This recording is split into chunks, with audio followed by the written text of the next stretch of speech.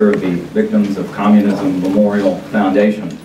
And we exist to educate this and future generations about the ideology, the history, and the legacy of communism around the world. That's 99 years since the very first communist regime was established in Russia by the Bolshevik Revolution in 1917. And since that time, in more than 40 countries, we've had totalitarian regimes that have all either collapsed economically or strengthened their totalitarian nature. And more than 100 million people killed by those regimes.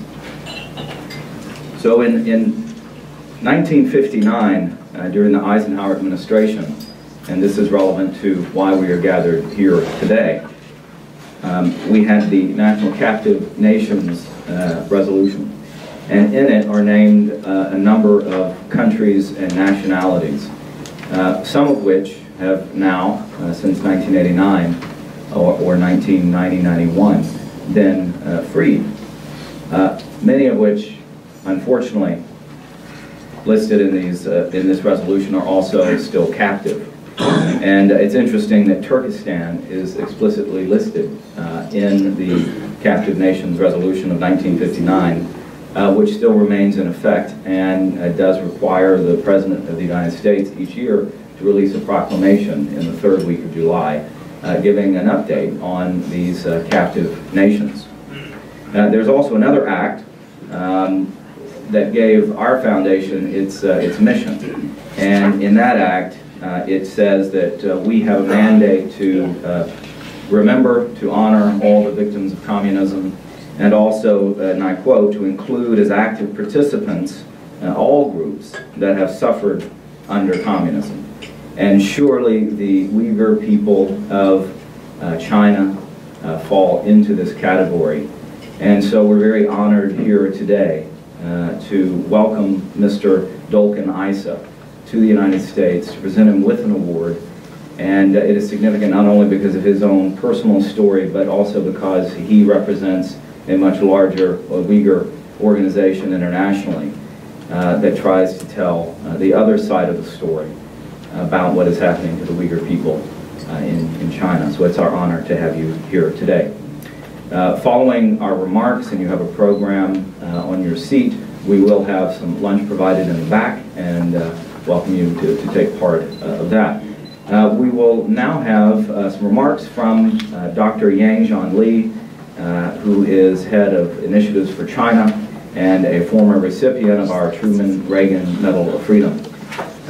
Dr. Yang.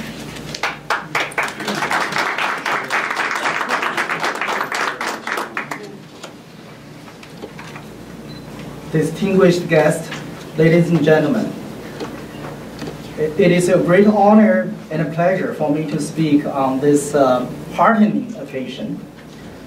I want to first congratulate my dear friend, brother, and human rights comrade, Dolkin Isa, for winning this much-deserved award. And I wish to thank victims of Communist Memorial Foundation for recognizing 3 decades of Dolkin's struggle for Uyghurs' freedom, and recognize the suffering that the Uyghur has suffered in more than 60 years under the communist of China's rule. And also recognize Dolkin's remarkable achievements. Under the leadership of Mr. Lee Edwards and Mr. Mary Smith, this foundation is playing an increasingly important role in helping people around the world seek freedom from the yoke of the communist dictatorship, as well as other autocracies. It is most encouraging for the foundation to expand its caring heart and the dedication to include the Uyghur people, who are largely demonized by the Chinese government and whose plight is often overlooked by the international community. I first interacted with Dawkins in 1999. At that time, I tried to expand the Chinese-Tibetan dialogue that we had for years to include Uyghurs and other ethnic and religious groups. But I found, to my dismay, to my surprise and sorrow, that no Uyghur out of control of Chinese government would want to have any dealing with any Chinese. And I made determined effort to reach out. And the long story short, a Mongolian friend introduced me to a Uyghur activist, Oma, who is also with us today. And I was very excited. Oma wanted to give a try and put me in contact with Dawkins Asa, the then president of World Uyghur Youth Congress.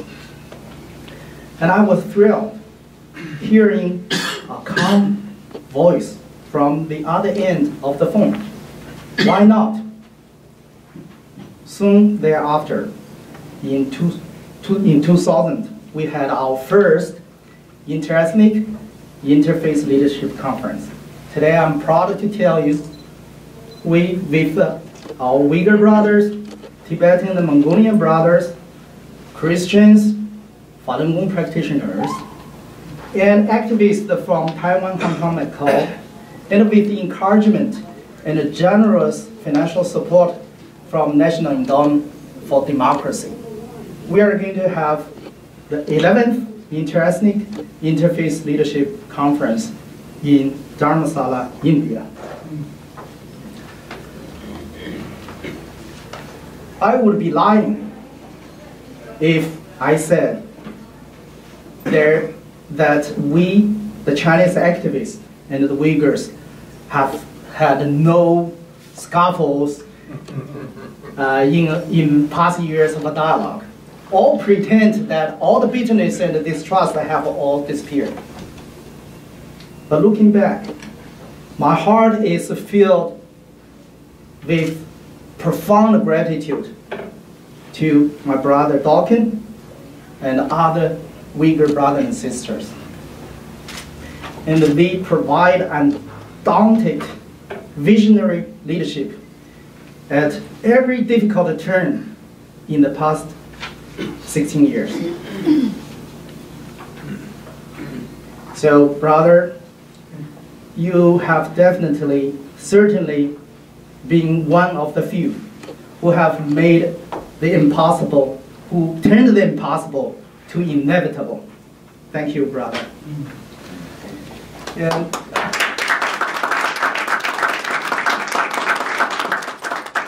when I think of the distances, especially the psychological distance we have traveled to be here, I'm blessedly reminded that even with so many difficulties facing us, and sadly to say, which have not become much less daunting than when we first started, so much have been done.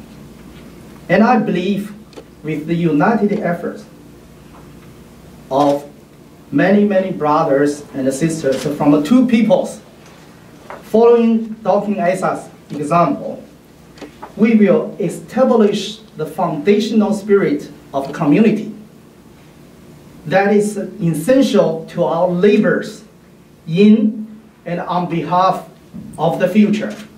Indeed, the freedom for all. Thank you.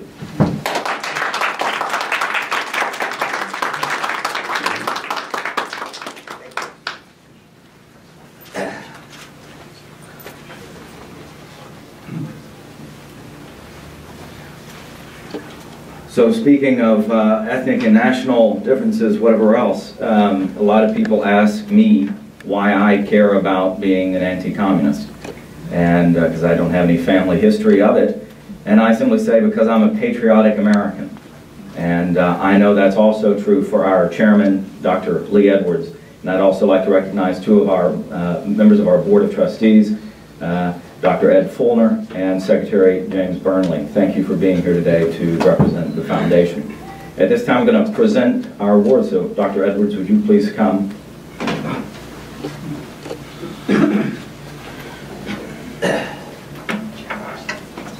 Just want to say a few words, if I may. And if you look in the qualities of leadership of someone like our honoree this afternoon, what comes to mind, I think, is his courage. This is a gentleman who has been chased after by the, what I call the Chi-Coms, the Chinese communists, on more than one occasion, even driving him out of his homeland, forcing him first to move to Turkey and then into Germany, where he is today.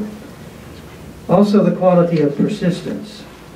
I'm sure there have been times when you said, "Oh my goodness, you know, what am I doing?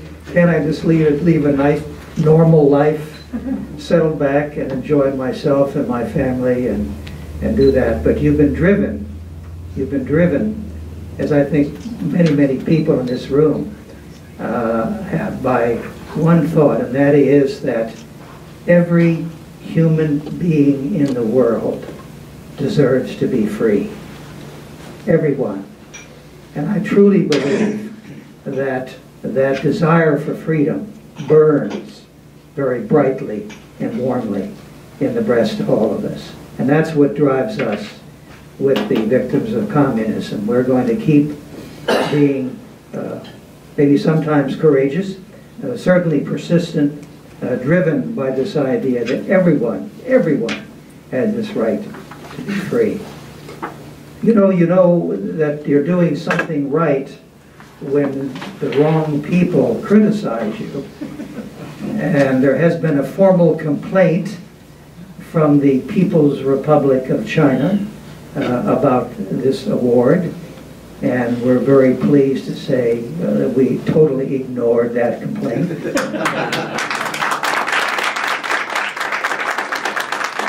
This is a free country, and no one can tell us, what to do and what not to do when it comes to awards to champions of freedom like Dolgan Isa. I think I'm going to mention just very briefly the fact, and Marion made reference to the fact that the original proclamation for captive nations mentioned Turkestan. And that was because of the resolution, and the founder of that committee was Dr. Lev Dobryansky. Dr. Lev Dobryansky of Ukrainian background. And it was he, as a matter of fact, who taught me something about the fact that there were Muslims and there were people who were being persecuted by the tyrants in Beijing. And so I think we need to remember him and give a little tip of our hat to that brave man who is no longer with us. So I think if you would be so kind as to come up to the front here now, Dolgan, please. And this is his wife is also here. Okay, good. Please.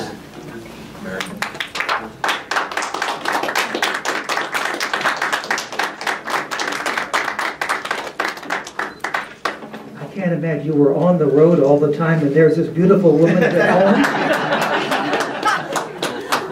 This is a dedicated man. So this is presented to Dolgan Isa in recognition of his courageous advocacy efforts for a peaceful solution to end Uyghur persecution in the People's Republic of China by the Victims of Communism Memorial Foundation, Washington, D.C., March 30th, the year 2016.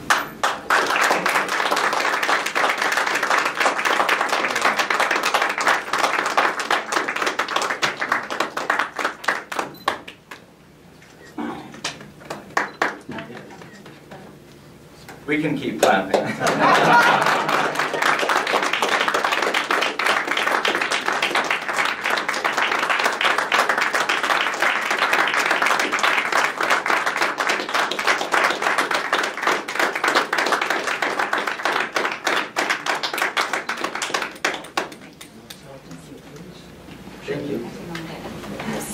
Good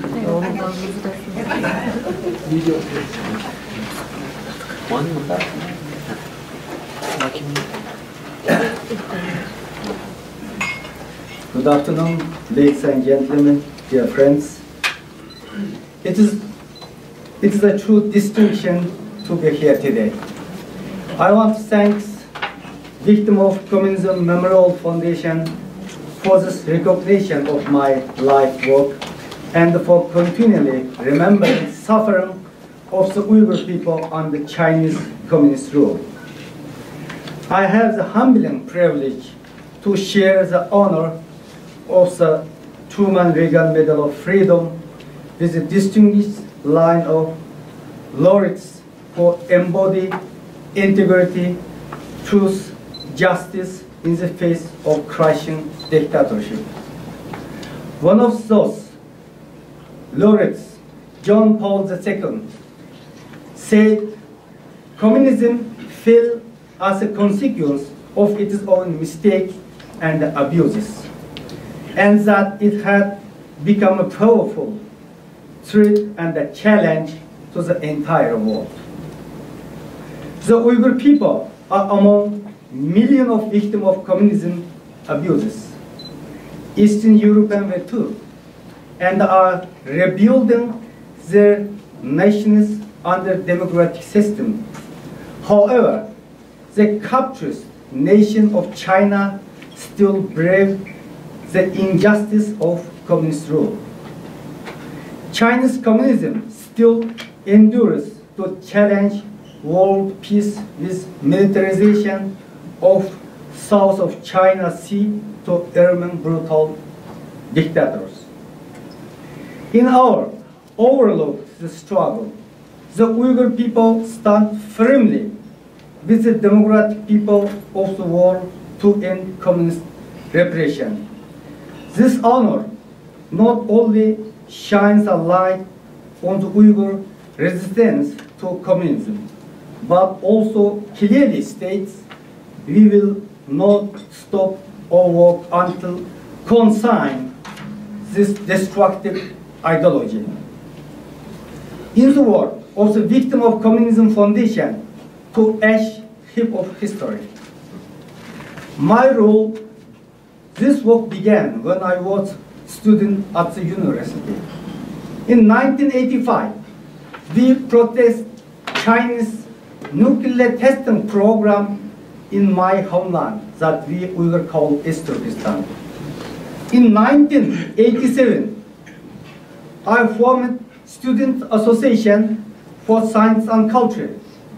We encourage Uyghur students to carry out outreach activities across East Turkestan. We wanted to spread the word of cultural and scientific progress among our people. But communist authorities were threatened by a grassroots mobilization of Uyghurs and forced us to end our activities. Later, on June 15, 1988, I helped organize a protest calling for equal rights. From that day, I was placed under house arrest.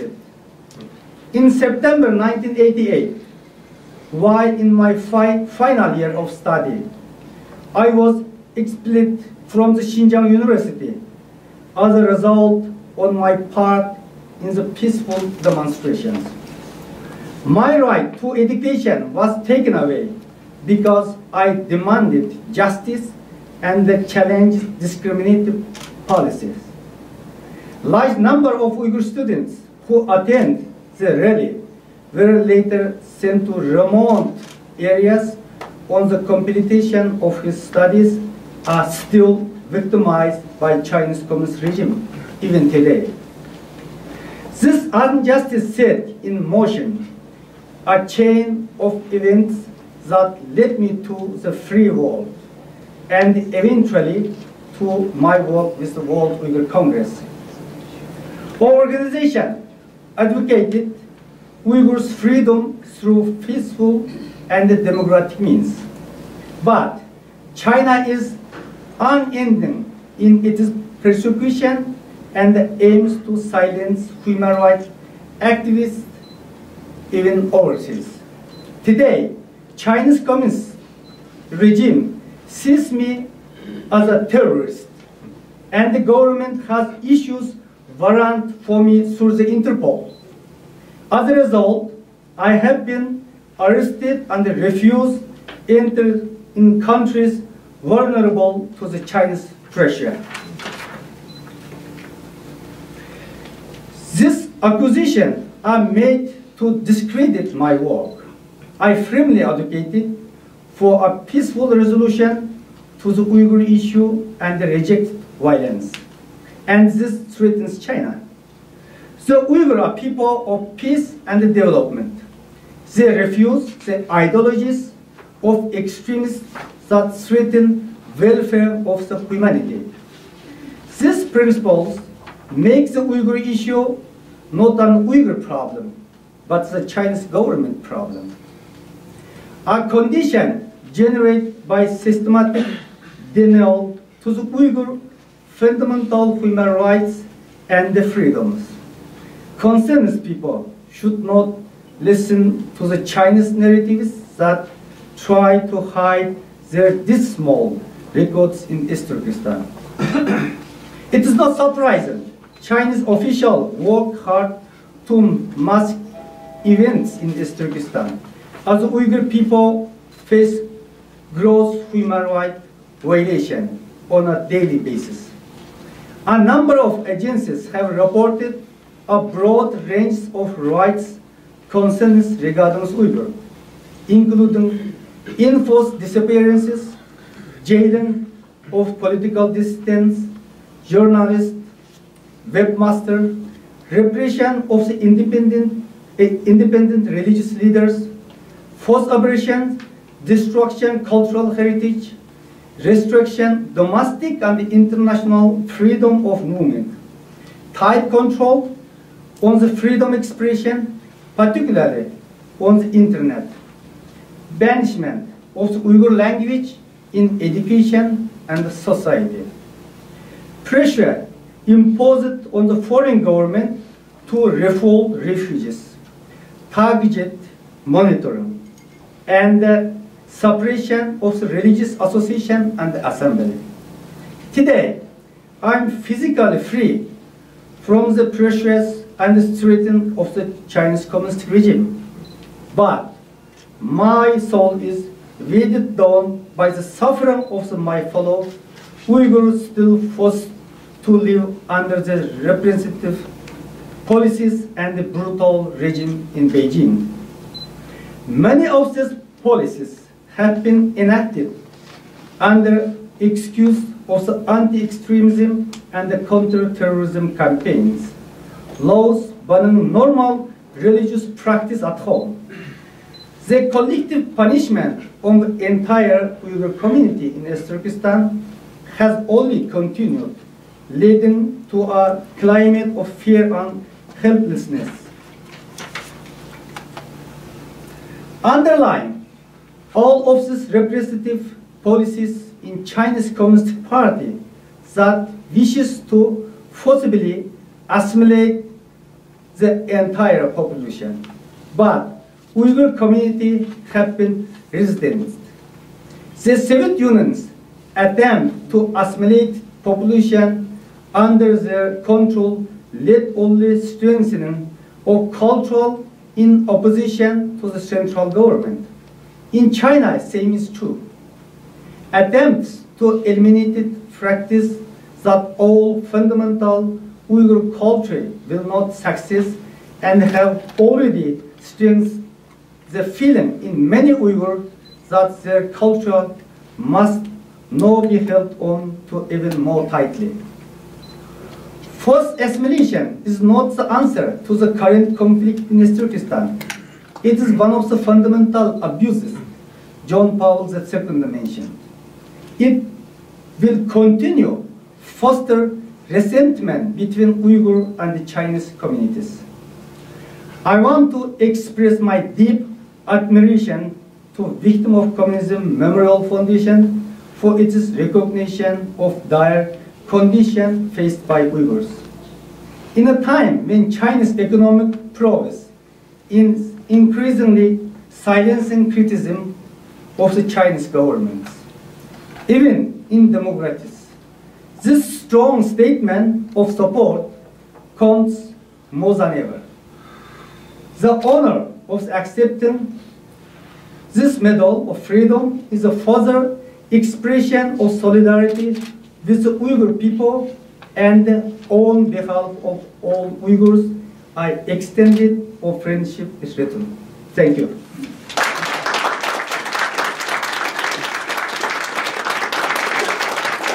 Washington to tell the other side of the China story, which today, by Xi Jinping's visit here in town, his meeting with President Barack Obama, is not likely to be featured. And that's the role we play. We will continue to play it, and we thank you all for joining us here to recognize a very deserving champion of liberty.